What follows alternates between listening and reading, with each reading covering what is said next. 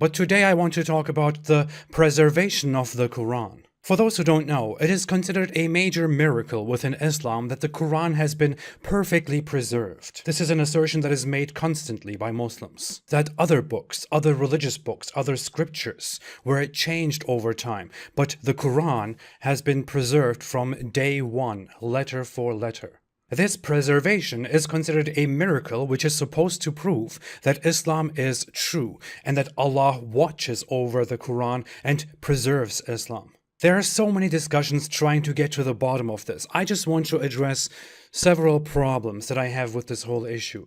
First off, which Quran are we talking about? What is that Quran that is supposed to have been preserved? Muslims read a Quran today, which is one of the several readings that are available of the Quran. We have several old manuscripts of the Quran that we can trace this Quran back to. Those manuscripts seem to have some huge differences, but they also seem to have significant similarities and agreements, which probably suggests that they lead back to one source, that is the original Quran. The problem is that this is just a suggestion. We cannot prove it. We don't have the original Quran. We don't know what the original Quran looked like, what it sounded like. We have the notable manuscript that is attributed to Uthman. We have the Sana manuscript. But it is then up to interpretation and to belief to lead those manuscripts back to one singular book, which probably never existed. How is that miraculous? If this is supposed to be a main miraculous feature of Islam, of the Quran, if this was Allah's plan, shouldn't there be one original book that we can verify? Shouldn't there be one book in the beginning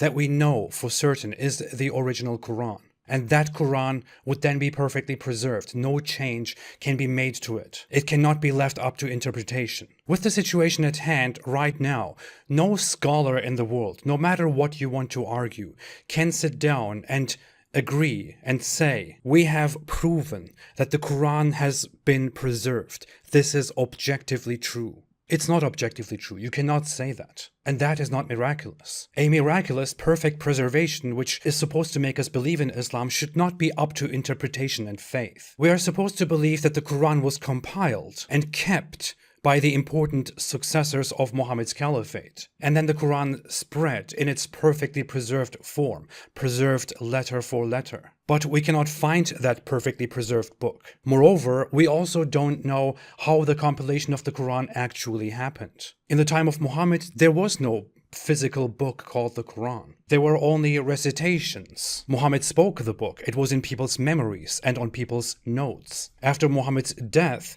the memorizers and scribes put the notes together, supposedly, after many of them died, mind you. And through a very hard, difficult task, the compilation was completed and the Quran as it is today was formed. We can't really trust this process of compilation, however. They were people, humans, they make mistakes. I would call it miraculous if we didn't have to trust certain people, if we could verify their work and confirm that they have indeed preserved it perfectly, that they have done it perfectly. We can't do that. We don't know whether the scribes and the memorizers of the Quran, which Muhammad recited to them, memorized and wrote it down correctly. They are humans, they could have made mistakes. Even if most of them were in agreement with each other, they could still have made mistakes and agreed upon a mistake. This is again up to trust, something that we cannot look at and verify. Now, if we trust that these manuscripts indeed do lead back to one Quran, and that this Quran was indeed the first accurate Quran, and that the compilation of this Quran was indeed done perfectly, and that the memorizers and scribes did indeed 100% do a perfect job, and those are a lot of assumptions, a lot of leaps of faith, then there is still one final leap of faith that we have to make, which is Muhammad. How do we trust Muhammad? And this is the main problem with the whole preservation argument. Let us say that the Quran has been perfectly preserved. Let us assume, let us grant that for the sake of the argument. What exactly does it matter? What exactly does it say? If the text of the Quran, if the content of the Quran, if the quality of the Quran is poor, if it is unreliable, if it is bad, then what does it matter whether it has been perfectly preserved or not? A book can be full of nonsense. It can be full of pseudoscience, full of superstition, full of illogical crap, but it can be perfectly preserved. If you fully, perfectly preserve a book that is full of crap, then you will have preserved crap. Of course, to be fair, if you perfectly preserve a book that is just brilliant, flawless, then you will have perfectly preserved brilliance. But that's the issue. The perfect preservation of this book, which we, as established, cannot verify, and nobody will ever be able to verify,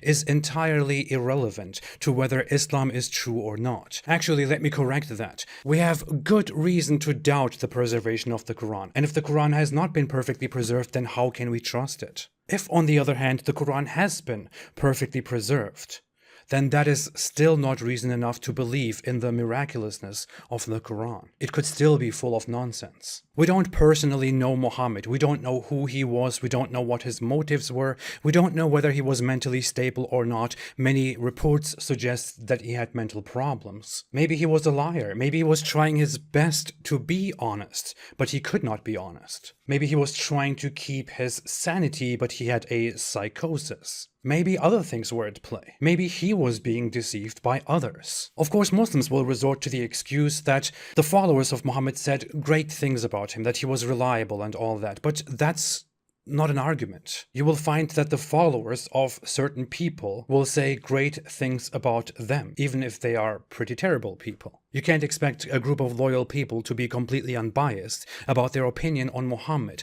If we look at the Quran itself, we see that the Quran talks multiple times about how people call Muhammad a liar, or a sorcerer, as people would accuse each other in the past quite frequently, or a poet. And the Quran jumps to Muhammad's defense all the time. From there, we clearly see that people did not unambiguously consider Muhammad a reliable, sane, healthy person. If we look at the reports, the hadiths about Muhammad, about the things that he has done and said, we have too many flaws, too much information that he has shared, which is ridiculous, which is inaccurate, false prophecies. If we look at the Quran, we have a book that is extremely repetitive, that doesn't flow, that is not easy to read, that is obviously not easy to understand, that cannot be considered one of the greatest literary works of all time. And that is, if you look at it, full of misinformation. We have books, we have texts that are much older than the Quran and much less significant than the Quran that were preserved. So the Quran is not necessarily miraculous in its preservation. We're talking about Islam. We're talking about the religion that makes this big claim of the perfect preservation which Allah will take care of. We're talking about Islam, which has the Quran at its core, believed to be Allah's direct speech that existed before the creation of humankind. You would expect that Muslims, that these people would give such huge importance to this Quran that they would do their best to preserve this book. It would then, as a result, not be too surprising that the Quran would have been preserved. Therefore, I would not even consider it miraculous if it had been preserved. But look, despite the effort, despite the importance, the preservation cannot be verified. I don't know how else to say this, but the entire argument surrounding the perfect preservation of the Quran is nonsensical. It is incoherent. It doesn't do anything in proving Islam true. It is merely a matter of faith. If you want to believe that it happened, then you will believe that it happened. You certainly don't have any proper sources to verify the objective truth of the perfect preservation of the Quran. It does not exist. This is not a good reason to believe in Islam. On the contrary, this is a good reason to doubt Islam even more. Thanks for listening.